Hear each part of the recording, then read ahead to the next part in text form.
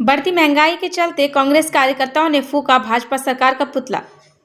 आपको बता दें कि केंद्र सरकार द्वारा बिजली की दर और पेट्रोल की दर बढ़ा दी गई है। वहीं रसोई गैस की कीमत बढ़ने से लोगों के घर का बजट बिगड़ गया है। उसी को लेकर आज कांग्रेस कार्यकर्ताओं और युवा कांग्रेस कार्यकर्ताओं ने खटीमा मुख्य चौक पर भाजपा सरकार के खिलाफ नारेबाजी करते हुए भाजपा सरकार का पुतला दहन किया। वहीं कांग्रेस के प्रदेश कार्यकारिणी सदस्य उमेश राठौर उर्फ बॉबी ने मीडिया से बात करते हुए बताया कि आज कांग्रेस कार्यकर्ताओं ने राज्य सरकार का पुतला दहन किया क्योंकि राज्य में बिजली की दर बढ़ा दी गई है। उन्होंने कहा कि जब से भाजपा सरकार आई है तब से केंद्र हो या राज्य, पेट्रोल, गैस और बिजली के दामों में लगातार बढ़ोतरी हो रही है। वहीं गैस सिलेंडर पर 50 रुपये बढ़ा दिए गए हैं और पेट्रोल पर भी रेट बढ़ा दिए हैं। साथ ही बिजली यूनिट पर भी दाम बढ़ा दिए गए हैं। साथ ही शिक्षा पर 18% व सोने पर 2% सरकार जीएसटी ले रही है। वहीं हल्द्वानी में एक उपभोक्ता का 46 लाख से ज़्यादा का बिल आने पर बॉबी राठौर ने कहा कि हम पहले भी स्मार्ट मीटर का विरोध कर रहे थे और आज भी स्मार्ट मीटर का विरोध करते हैं। उन्होंने कहा कि दिया में खनन पर हमारे खटीमा विधायक भुवन कापड़ी धरने पर बैठे थे और सदन में भी मामला उठाया था, लेकिन सरकार के कान में जूं तक नहीं रेंगी और आज भी खनन चल रहा है। उन्होंने कहा कि उत्तराखंड सभी का है, लेकिन भाजपा सरकार के मंत्री देसी पहाड़ी करते हैं, जिसका खामियाजा उनके मंत्री को भुगतना पड़ रहा है। वहीं युवा कांग्रेस के प्रदेश महामंत्री रमेश रौतेला ने बताया कि प्रदेश में शराब सस्ती हो रही है, लेकिन किताबें और सोना चांदी महंगा हो रहा है। उन्होंने राज्य सरकार पर आरोप लगाते हुए कहा कि उत्तराखंड में राष्ट्रीय खेल तो आयोजित हो रहे हैं, लेकिन जो बच्चों की छात्रवृत्ति है उसमें 1.5 साल लगा दिया है और जो खेल कराए हैं वो बच्चों के पैसों से कराए हैं। उन्होंने कहा कि विधवा पेंशन, विकलांग पेंशन पर सरकार को ध्यान देना चाहिए।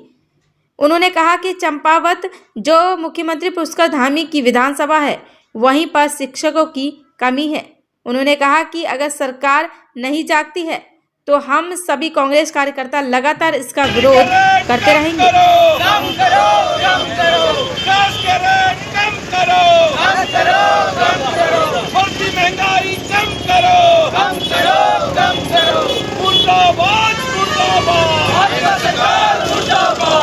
हमारी जो राज्य सरकार है इसने 5 रुपये 26 पैसे प्रति यूनिट बिजली का रेट बढ़ाया है और उसको लेकर आज हम कांग्रेस के जितने भी लोग हैं, हमारे कांग्रेस के ब्लॉक संगठन के लोग, हमारे यूथ कांग्रेस के संगठन के लोग, सभी लोग एकत्रित होकर हमने यहाँ पर राज्य सरकार का पुतला दहन किया है। और जिस प्रकार से बढ़ती महंगाई जब से भारतीय जनता पार्टी की सरकार केंद्र में आई है और राज्य में आई है, तब से लगातार जो है लोगों के जेबों में डाका डालने का काम किया है। जिस प्रकार से अभी आप देखें कि 50 रुपये गैस के सिलेंडर में बढ़ाया है और डीजल पेट्रोल में रेट बढ़ा दिए गए हैं और बिजली का जो प्रति यूनिट दर है उसको बढ़ा दी गई है।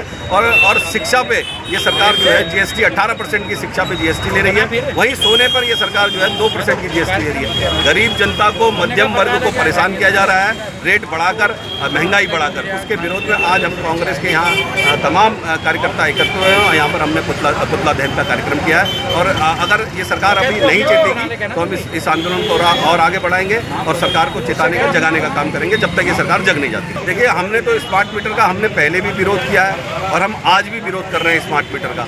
जबरन ये लोग स्मार्ट मीटर लगा रहे हैं। हम पहले भी कह रहे थे सरकार की जो मंशा है वो अडानी को फ़ायदा पहुंचाने की मंशा है। सरकार जो उद्योगपति है अडानी और अंबानी, वो किसी भी तरीके से उनके जेब को भरने का काम कर रही है और उसी के तहत देखिए, इससे पहले इन्होंने स्मार्ट मीटर लगाने का काम किया, अब बिजली के रेट में दरों को बढ़ाने का काम किया। तो सीधे सीधे ये देखने को मिलता है स्मार्ट मीटर जो है वो लोगों का दोहन करने के लिए लगाया जा रहा है। इसी के तहत अगली कड़ी में इन्होंने अभी प्रति यूनिट बिजली की दर को बढ़ाया है।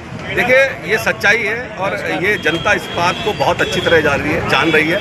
खटीमा की जनता भी जान रही है कि यहीं पे अभी दिया में जो खनन हो रहा था उसमें आंदोलन हुआ, लोग धरने में बैठे और बल्कि हमारे क्षेत्रीय विधायक भुवन कापड़ी जी ने ये सदन में भी मामला उठाया, लेकिन सरकार के कानों में जूं तक नहीं रही। वो खनन अभी भी चल रहा है और ये खनन खटीमा में तो एक छोटा सा रूप है, पूरे प्रदेश के अंदर जो है खनन का जो षड्यंत्र है, खनन से जो धोहन किया जा रहा है वो जनता के समझ में आ रहा है और निश्चित रूप से इसका खामियाजा भारतीय जनता पार्टी की सरकार को आने वाले चुनाव में भुगतना पड़ेगा।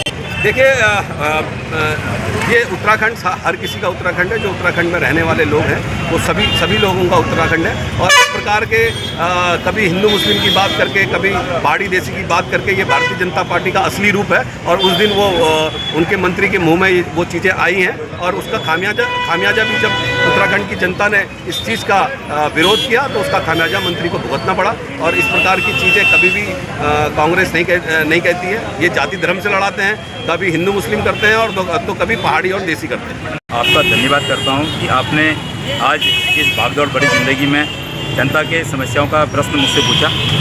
राज्य विद्युत नियामक आयोग के द्वारा पूरे प्रदेश के अंदर 5.62% विद्युत की बढ़ोतरी की स्वीकृति दी गई है, जिससे पूरे प्रदेश के अंदर 27 लाख लोगों पर जो है बोझ पड़ेगा।